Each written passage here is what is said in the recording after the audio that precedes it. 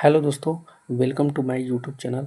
आज हम लोग बात करेंगे कि आरआरबी ग्रुप डी 2026 का एक्सपेक्टेड कट ऑफ क्या जा सकता है। जोन वाइज, कैटेगरी वाइज सारे सिनेरियो को देखते हुए हम लोग कट ऑफ प्रिडिक्ट करेंगे। क्या जनरल का इतना जा सकता है, ओबीसी का इतना, ईडब्ल्यूएस का, एससी का, एसटी का, सारे कैटेगरी वाइज हम लोग देखेंगे कि क्या जा सकता है कट ऑफ। उसके लिए पहले हम आपको बताते हैं कि मेरा स्कोर कितना आया है ग्रुप डी में। मेरा जो स्कोर आया है 81, मैंने स्कोर किया 81 और जो मेरा नॉर्मलाइजेशन स्कोर है 86 हुआ है। तो हम लोग देखेंगे, चूँकि आरआरबी ग्रुप डी में आप लोग को पता होगा कि 101 शिफ्ट में एग्ज़ाम हुए हैं। तो 101 शिफ्ट में एग्ज़ाम होने से क्या है कि कौन सा शिफ्ट ईजी है, कौन सा शिफ्ट हार्ड है, कितने नॉर्मलाइज स्कोर बन रहे हैं, उसके अकॉर्डिंग ये कट ऑफ बनने वाला है। इसलिए पैनिक न करें। अगर आपकी स्कोर कम है, हार्ड शिफ्ट में आपका एग्ज़ाम हुआ है, तो आपको पैनिक होने की ज़रूरत नहीं है, क्योंकि वो नॉर्मलाइजेशन में आपका कवर हो जाएगा और आप कट ऑफ को क्रॉस कर पाएंगे। क्या कट ऑफ को क्लियर करने से ही आपका सिलेक्शन हो जाएगा?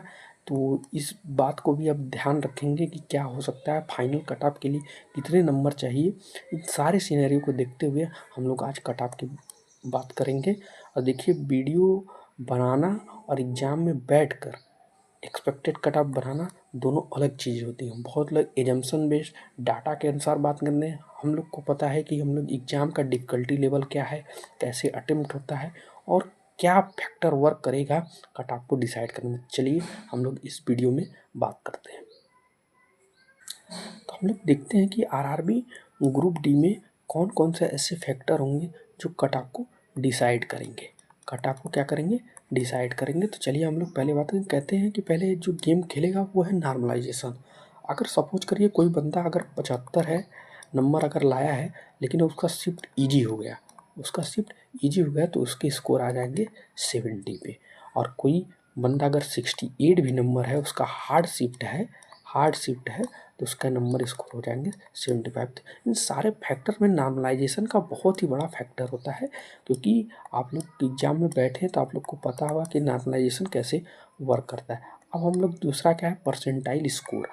आपकी उस शिफ्ट में कितने परसेंटाइल स्कोर हैं, आप कितने बच्चों से अधिक नंबर पा रहे हैं, एवरेज जो एवरेज नंबर है उससे आप कितने अधिक नंबर पा रहे हैं, ये भी मैटर करेगा। और पेपर डिफ़िकल्टी, ये हम आपको बता ही चुके हैं कि अगर आपका डिफ़िकल्ट शिफ्ट रहा होगा तो आपके अच्छे मार्क्स बनेंगे और नॉर्मलाइज अच्छा होगा।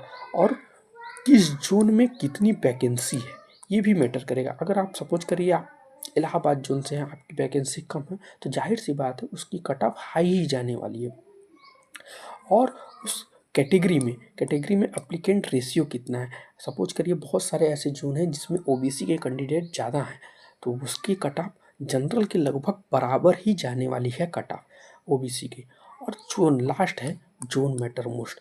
आपका जोन कौन सा है आपको पता ही होगा, जैसे पटना हो गया, मुजफ्फरपुर हो गया, बेंगलोर हो गया, चंडीगढ़ हो गया, ये सारे जोन का जो कट ऑफ है हाई ही जाता है।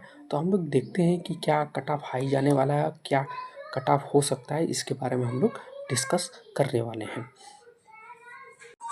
अब हम बात करते हैं कि रैंक मित्रा का डेटा क्या कहता है। रैंक मित्रा में 6,10,000 बच्चों ने अपना डेटा दिया है और उसमें राव मार्क से कितने बने हैं वो हम लोग देखते हैं। 95 के ऊपर 6 बच्चे दिख रहे हैं, 75 के ऊपर 21,000 बच्चे हैं, 65 के ऊपर 1,04,574। तो क्या कट ऑफ जा सकती है हम लोग देखेंगे। आप लोग देख रहे हैं कि 65 से नीचे, आप देख पा रहे हैं कि 65 से नीचे कभी कट ऑफ जाने वाले, 65 से ऊपर ही रहेगी यूआर की, क्योंकि आप लोग को पता है कि टोटल 32,000 वैकेंसी है, उसके 3 गुना बच्चों को बुलाया जाएगा, लगभग 96,000 बच्चों को बुलाया जाएगा।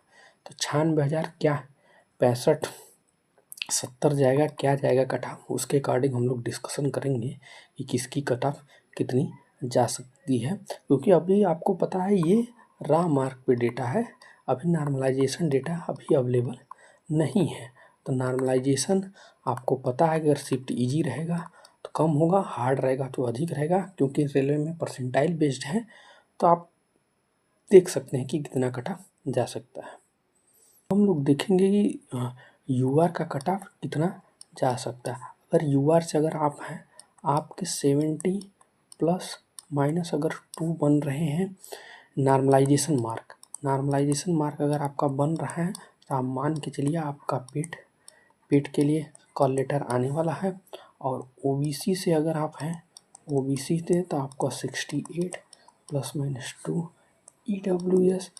ओबीसी और ईडब्ल्यूएस में ज़्यादा फर्क नहीं रहता, 67.5 ±2 अगर इतने हैं बन रहे हैं तो आपका मेजर चांस है कि आप पेट के लिए कट ऑफ को क्लियर कर जाएं। अगर एससी से अगर आपके 62 ±2 हैं हो जाएगा, और एसटी से अगर आप 57 ±2 है आप बन जाएगा। अब देखते हैं अब क्या बात आती है, क्या कट ऑफ क्लियर करने से आपका सिलेक्शन हो जाएगा, ये भी फैक्टर करता है। लेकिन आप ग्रुप डी में आप जानते हैं कि मेजर चांस होता है कि अगर आप कट ऑफ क्लियर कर गए हैं तो आपका मेजर चांस है कि आपका सिलेक्शन हो जाएगा, क्योंकि इसमें बहुत ही अच्छे अच्छे बच्चे पेट में डिसक्वालीफाई कर जाते हैं, रनिंग नहीं हो पाता है, क्योंकि वो बच्चे पढ़ने में अच्छे अच्छे मार्क लाए होते हैं लेकिन वो पेट क्लियर नहीं कर पाते हैं। आप चेक कर सकते हो पिछले डेटा को, प्रीवियस ईयर डेटा को, आप देख सकते हैं कि बहुत सारे बच्चे ऐसे थे कि वो पेट क्लियर नहीं कर पाए। अगर आपके कट ऑफ से 1 नंबर या 2 नंबर भी अधिक थे, आप चांसेस हैं कि आपका हो जाएगा। इसलिए आप रनिंग पे फोकस करिए, रनिंग आप क्रॉस कर जाते तो आपका चांस है कि आपका सिलेक्शन इसी बार हो जाएगा। Thank you.